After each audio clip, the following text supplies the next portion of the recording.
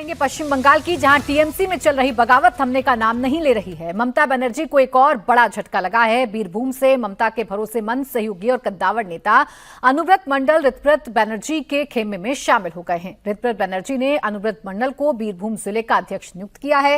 विपक्ष के नेता ऋतव्रत बनर्जी ने शनिवार को अपने गुट के लिए जिला अध्यक्षों की नियुक्ति की घोषणा की थी। अनुव्रत मंडल लंबे समय तक ममता बनर्जी के सबसे भरोसेमंद नेताओं में गिने जाते रहे, लेकिन विधानसभा चुनाव के बाद उनके बयानों में बदलाव दिखाई देने लगा था। उन्होंने कई मुद्दों पर पार्टी की रणनीति पर असहमति जताई और सम्मान नहीं मिलने पर संगठन छोड़ने के संकेत भी दिए थे, और अब उन्होंने ममता बनर्जी का साथ छोड़ दिया है। देखिए, वो टूट-फूटी एक्ट गुट है, तृणमूल से गद्दारी करके निकल गए हैं। वो क्या करते हैं नहीं करते हैं इसमें हमारा कोई इंटरेस्ट नहीं है। जनता जिसको पक्ष में रहेंगे वही होगा। मेरा तो विश्वास है कि अभी जनता ममता बनर्जी के साथ है। वही तृणमूल कांग्रेस का स्थापन किए थे, यही होना चाहिए, रहना चाहिए। अनुव्रत मंडल के ममता बनर्जी का साथ छोड़ने पर बीजेपी ने चुटकी ली। शुवेंदु सरकार में मंत्री अर्जुन सिंह ने क्या कहा, ये भी सुनिए। ममता बनर्जी का जो खास थी वो अभी उनका घर टूट रहा है, घर दूसरे का घर बस रहा है, उसमें हम लोग तो आनंद ले रहे हैं। सीधा सीधा बीजेपी कह रही है कि इसमें हमारा क्या, हम तो आनंद ले रहे हैं, दूसरे का घर टूट रहा है। और ये बात सही भी है, ममता बनर्जी का घर लगातार टूट रहा है, एक एक करके उनके सारे भरोसेमंद उनका साथ छोड़कर जा रहे हैं। अब तो इस बात पर चर्चा कर लेना सही है हर्षवर्धन जी कि उनके साथ बचा कौन है अब इसी को गिन लें। नहीं प्राची जी, देखिए ममता बनर्जी का साथ लोग छोड़ रहे हैं, लेकिन अनुव्रत मंडल तो गुंडा था। ये तो लफंगा, गुंडा, अपराधी, वसूली करने वाला, ट्रक पार कराने वाला, दुनिया के कुकर्म करने वाला ये तो आदमी था। इसको तो जेल में होना चाहिए। इसकी किसी दूसरी जगह जाने पे कौन सा आनंद? खिलाफ भी ईडी का है। मैं यही कह रहा हूं, इसको तो जेल में होना चाहिए। ये ऋतव्रत के खेमे में अगर आ रहा है तो इसका सीधा सा मतलब इसको तो कवर चाहिए बीजेपी का। और फिर इसमें आनंद कहां रह जाएगा? अर्जुन सिंह जी का आनंद हो सकता है, भाजपा का आनंद हो सकता है, जनता का क्या होगा? जनता के लिए तो कष्ट का प्रतीक है ना अनुव्रत मंडल। और इस तरह के अगर सारे गुंडे, एक समय में कहा जाता है कि बीरभूम में पूरा का पूरा काम यही देखता था, तो क्या अब ऋतव्रत बनर्जी के साथ आ जाएगा तो फिर देखेगा ये? और अगर यही देखेगा तो उस सत्ता में, या जिसको हम बहुत अच्छे से समझ में आने वाला इकोसिस्टम में क्या बदलाव आएगा? तंत्र कौन सा बदलेगा? थानेदार किसकी सुनेगा? वो तो भारतीय जनता पार्टी के बाद इसी जिलाध्यक्ष की सुनेगा, क्योंकि इसके पास भी 50-55 विधायक है। और ये बहुत चिंताजनक बात है। ऐसे लोग अगर पार्टी बदल बदल के सरवाइव करेंगे तो ये बंगाल के लिए, बंगाल की जनता के लिए, बंगाल के जनादेश के लिए चिंता की बात है। इसमें आनंद कुछ नहीं। इस व्यक्ति के खिलाफ और ऐसे सारे लोगों के खिलाफ कानूनी कार्रवाई होती दिखनी चाहिए। जनता को समझ में आए कि भारतीय जनता पार्टी की सरकार जिस मकसद के लिए आई थी वो पूरा करती हुई दिख रही है। जिस कल्चर को बदलने की बात समीर जी कही थी, फिर वो कल्चर बदलेगा क्या? नेता तो पावर में रहेगा और रहेगा तो वही करेगा जो ममता राज में करता था। देखिए प्राची, सिर्फ बंगाल तो है नहीं कि बंगाल से ये सिस्टम शुरू हो रहा है, बाकी जगह ऐसा नहीं हो रहा था। महाराष्ट्र में आप देख लो, मध्य प्रदेश में आप देख लो।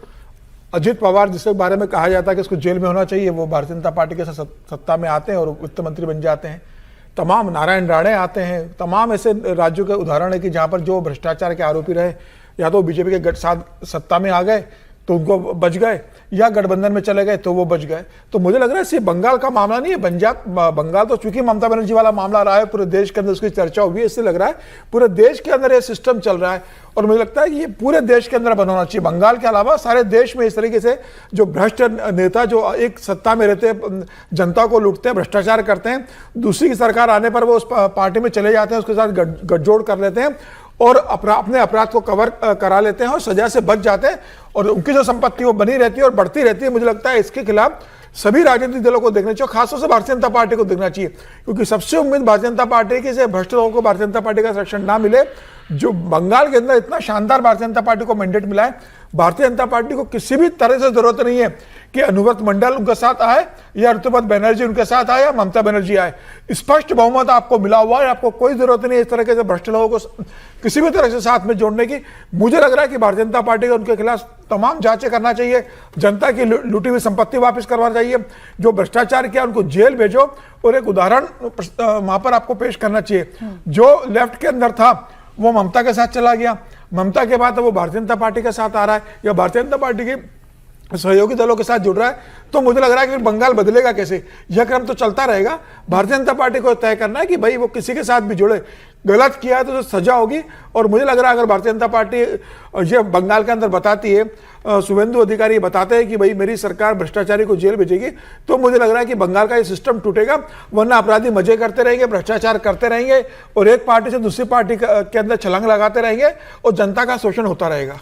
जिस मजे की बात कर रहे थे अर्जुन सिंह, ऐसा ना हो वो मजा उन पर ही कहीं ना कहीं भारी पड़ जाए अगर ऐसे नेता टूट टूट कर ऋतव्रत के साथ शामिल होते जाएंगे या पावर में आ जाएंगे। खैर, ममता बनर्जी की अगर यहाँ बात करें विजय त्रिवेदी जी, एक के बाद एक उनको झटके लग रहे हैं। हर रोज उठकर कोई एक साथी उनका दूसरे गुट में शामिल हो जाता है। अब ये उनका क्या होगा, उनकी राजनीति का क्या होगा, कितने लोग उनके साथ बचेंगे? नहीं, अब तो मैं ये झटका शब्द भी इस्तेमाल करने की जरूरत नहीं, क्योंकि अब इतना कुछ बचा ही नहीं है कि जिसमें उनको झटका लगे। और दूसरी बात ये कहना कि वो ममता बनर्जी के विश्वस्त थे, ये भी कहना भी बेकार है, क्योंकि सारी पार्टी उनके विश्वस्त पात्रों की लोगों की थी, वो सारी बात है। हो सकता है अब तो उनको एक नए तरीके से फिर से पार्टी को खड़ा करने की यदि उनमें हिम्मत है तो वो खड़ा करें, और ममता बनर्जी में ये ताकत है। लेकिन वो कितना कर पाएंगी नहीं कर पाएंगी, आज क्या स्थिति है उसको देखने की ज़रूरत है। और अनुव्रत की बात करें या किसी की बात करें, तो प्रधानमंत्री जी ने जो सबसे बड़ी बात कही थी उस पर शुभेंदु अधिकारी क्यों नहीं चल रहे कि बदलाव की बात। तो यदि उन्हीं सब लोगों को लेकर आना, तो फिर क्या बदलाव पश्चिम बंगाल में होगा और उन सब अपराधियों को, आरोपियों को। और अब तो वहां पर जरूरत भी नहीं है। कई बार होता है कि भारतीय जनता पार्टी को जरूरत हो सरकार चलाने के लिए, राजनीतिक तौर पे तो कई दबाव होते हैं, यहाँ तो जरूरत नहीं है, उसके बाद भी आप उन लोगों को शामिल कर रहे हो। इसका मतलब है कि आपने राजनीतिक जो शुचिता की जो बात थी उसको छोड़ दिया है। और जो पार्टी का एक नारा हुआ करता है, वो तो खैर पुरानी बात होगी, हम लोग पुराने लोग थे इसलिए याद करते हैं, चाल चरित्र चेहरा, वो सभी बिगड़ गए हैं, वहां पर हैं। और अर्जुन सिंह जी का क्या, अर्जुन सिंह जी तो इधर रहे या उधर रहे वो आनंद में ही रहते हैं, किसी का भी घर टूटता है। तो अर्जुन सिंह जी पर तो कोई बहुत अर्जुन सिंह जी को बीजेपी की तरह से रिप्रेजेंटेटिव नहीं मानता मैं। आगे बढ़ रहे हैं, अगली खबर की बात करेंगे। आपको भी कुछ कहना संगीत जी? नहीं, देखिए ममता नहीं, ममता जी के लिए तो मुझे लगता है नई पार्टी खड़ा करना तो बहुत मुश्किल काम है। और जो अभी हो रही है इसमें वाकई भारतीय जनता पार्टी को बहुत सचेत रहने की आवश्यकता है। वरना भारतीय जनता पार्टी में यदि लोग वैसे ही आ जाएंगे तो कार्य संस्कृति भी फिर वैसे ही डेवलप कर जाएगी। और अभी तो आपको तोड़ने से ज़्यादा आपको परफॉर्म करने की आवश्यकता है। यदि आप परफॉर्म करते हैं और एक अल्टरनेटिव विजन देते हैं बंगाल को, डेवलपमेंट का, कानून व्यवस्था, जितने गुंडे हैं, मवाली, बदमाश, उनको यदि जेल के सलाखों के पीछे डाल देते हैं, उत्तर प्रदेश में सरकार ने किया ना। बेशक आपको अभी आपने इनकाउंटर आपने किया है एक जगह, तो ये आपको मुझे लगता है कि इनको ले लेने से आपकी छवि को ज़्यादा नुकसान पहुंच रहा है। क्योंकि सबको यदि आप ले लेंगे तो फिर आपकी छवि जो है यही होगा कि वो फिर तो यही तृणमूल कांग्रेस पार्टी रह गई है। ये तो अंतर तो है नहीं, जिसके खिलाफ आप लड़ाई लड़ रहे हैं उसी उन सारे ममता बनर्जी चोर हैं ये तो कोई नहीं कहता, उनके आसपास के सारे लोग ये काम कर रहे थे जिनका वो संरक्षण प्रदान कर रही थी। तो जो वाकई इस काम में शामिल थे उनको यदि ऋतुपत बनर्जी के साथ यदि आकर के खड़े हो जाते हैं और उनको आप मान्यता देकर के कहीं ना कहीं आप उनको शेल्टर करते हैं, नहीं भी शेल्टर करते हैं, तो लोग आपकी तरफ इसी दृष्टि से देखेगा। इससे मुझे लगता है भारतीय जनता पार्टी के बंगाल यूनिट को बचना चाहिए। आगे बढ़ेंगे, अगली खबर की बात करेंगे। मुस्लिमों की पहचान को लेकर एक नया घमासान छिड़ गया है, लेकिन यहाँ हिंदू बनाम मुसलमान नहीं, यहाँ तो मुस्लिम वर्सेस मुस्लिम है। जमीयत उलेमाए हिंद के अध्यक्ष ने कहा है कि मुसलमानों को पहचान बदलने की सलाह देना गलत है। दाढ़ी टोपी वाली पहचान छिपाकर मुसलमानों को बचने की सलाह देने वालों को मदनी ने जवाब दिया है। उन्होंने कहा कि असली समस्या मुस्लिमों का हुलिया नहीं बल्कि हमला करने वालों का नफरती दिमाग है। सजा हमला करने वालों को मिलनी चाहिए, ना कि मुसलमानों को डराकर उनकी पहचान बदलने की सलाह देना। दरअसल मध्य प्रदेश के एक पूर्व आईएएस हैं नियाज खान, जिन्होंने 10 जुलाई को एक्स पोस्ट के जरिए मुसलमानों को सलाह दी थी। लिखा था कि दाढ़ी टोपी जैसी सांकेतिक पहचान की वजह से मुस्लिमों को टारगेट किया जाता है, लेकिन अगर मुसलमान अपना हुलिया बदल लें तो उन पर होने वाले हमले कम हो जाएंगे। मदनी ने उनके इसी बयान पर कड़ा एतराज जताया और कहा कि ऐसा करने की जरूरत नहीं है।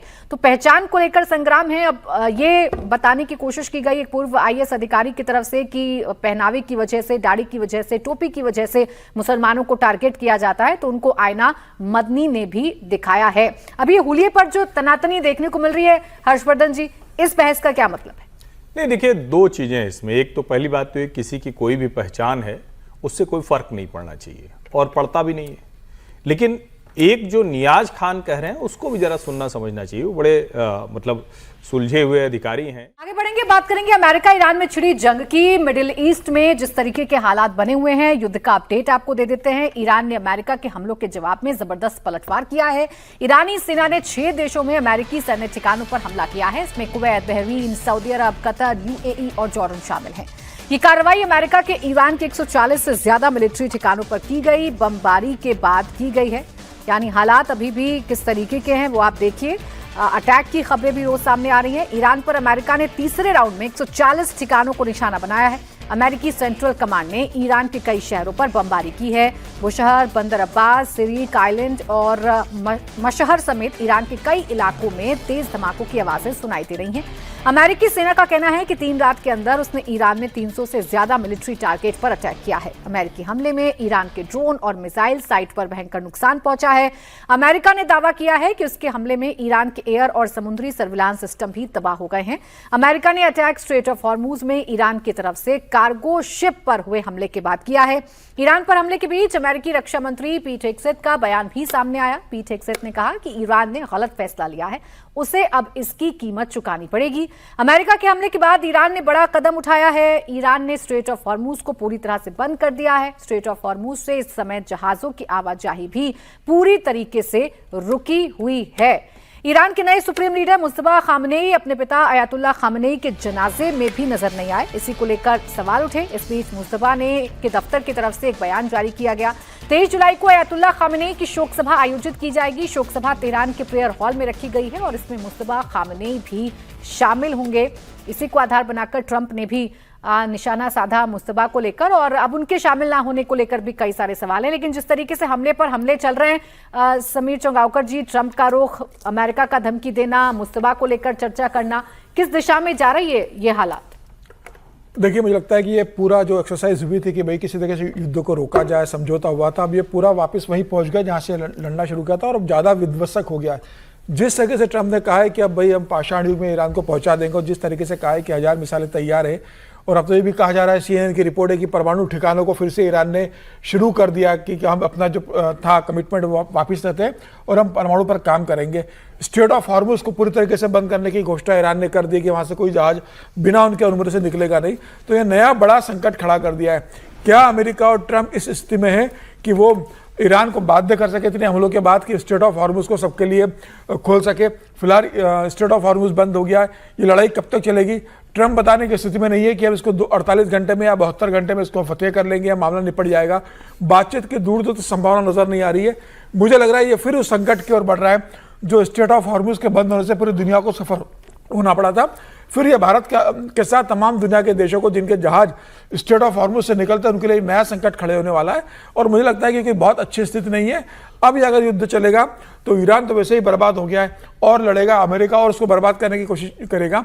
दुनिया के तमाम बड़े देशों को अब इसमें दखल देना चाहिए और कोई बीच का रास्ता निकालना चाहिए।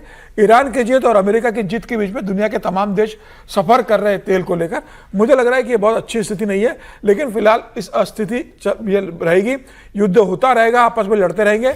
बातचीत की संभावना फिलहाल नजर नहीं आ रही है कि कोई इनके बीच में बातचीत होगी। ये कहां जाकर रुकते बस ये देखना बाकी है। ये यहां से युद्ध बढ़ेगा हर्षवर्धन जी? ट्रंप तो हर बार अपना रुख बदलते हैं, ट्रंप धमकाते भी हैं, ट्रंप शांति की भी बात करते हैं, मुस्तफा को लेकर भी नजर बनाए हुए हैं कि वो क्यों नहीं जनाजे में शामिल हुए। हालांकि उनकी तरफ से चिट्ठी आई है उस पर भी ट्रंप ने निशाना साधा है। हालात क्या होंगे यहां से? नहीं, देखिए, इस पर बड़ी स्पष्टता से मैं एक बात कहूं ये जो कुछ अब हो रहा है ये ईरान की बददिमागी है। अभी तक जो हो रहा था वो ट्रंप की बददिमागी थी। ईरान अगर स्ट्रेट ऑफ हॉर्मुज को अपनी प्राइवेट प्रॉपर्टी समझ रहा है और उसके लिहाज से वो कह रहा है कि अगर हमसे बिना पूछे कोई गया, ओमान की साइड से भी गया, हमने रूट फिक्स कर दिया है, इसी रूट से आया, नहीं तो हम गोली चला देंगे। अभी भारतीय विमान पर उसने हमला कर दिया है, एक भारतीय लापता भी है, 10 को बचाया गया है। ये खतरनाक है और पूरी दुनिया को ये तो बात करनी ही पड़ेगी कि आपको अगर लगता है कि इंटरनेशनल वाटर ये आपकी प्राइवेट प्रॉपर्टी है तो ये नहीं होने वाला है। ये अमेरिका और ईरान की जो एक तरह से कहे कि किसकी जीत हुई वो तो साबित हो चुका था। ईरान का अपर हैंड दिख रहा था। अगर उसके बाद भी अमेरिका आकर कह रहा था तो सब ये कह रहे थे, दुनिया भर के जितने एक्सपर्ट थे, जितने एनालिसिस करने वाले थे, वो सब कह रहे थे कि भाई अमेरिका के झुकना पड़ गया। लेकिन उसके बावजूद अगर ये ईरान कर रहा है कि वो विमानों पर जो जहाज जा रहे हैं उन जहाजों पर वो हमला कर रहा है, कार्गो शिप्स पर, और वो सिविलियंस हैं, वो जिसको प्रधानमंत्री नरेंद्र मोदी ने G7 की बैठक में कहा था जब अमेरिकी हमला हुआ था, उसके आधार पर उन्होंने कहा था वो काम अब ईरान कर रहा है। तो इन दोनों की लड़ाई अब जहां भी जा रही हो, लेकिन दुनिया को एक बार बोलना चाहिए। और मुझे नहीं लगता कि अगर दुनिया तय कर लेगी तो इन दोनों का ऐसा भी कोई बहुत नहीं है कि ये तय करेंगे और दूसरे लोग सिर्फ देखते रहेंगे, अपना नुकसान सहते रहेंगे। मैं फिर कह रहा हूं, ये लड़ाई वहां पहुंच गई है जहां इसको रुक ही जाना चाहिए, क्योंकि अब किसी को कुछ हासिल होने वाला नहीं।